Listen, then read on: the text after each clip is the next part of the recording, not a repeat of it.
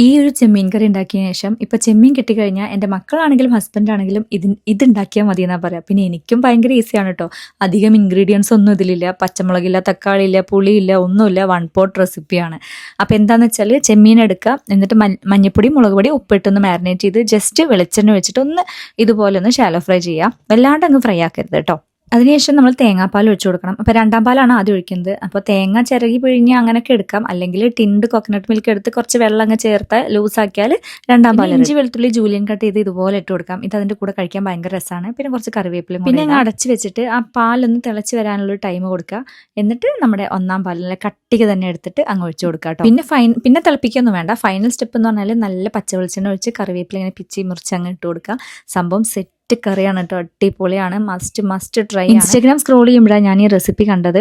അപ്പോൾ അവർ ചെയ്യുന്നത് ഈ ഒരു പാനിൽ വാഴയില വെച്ച് അതിൽ വെളിച്ചെണ്ണ വെച്ചിട്ട് ഫസ്റ്റ് നമ്മൾ കണ്ട സ്റ്റെപ്പുകളിലെ ഫ്രൈ ചെയ്ത് അങ്ങനെയാണ് അവർ വന്നത്. അപ്പോൾ നമ്മുടെ അതില്ലാത്ത കാരണം നമ്മൾ ഇങ്ങനെ ഇളക്കി, പക്ഷെ കിടിലനാണ് കേട്ടോ.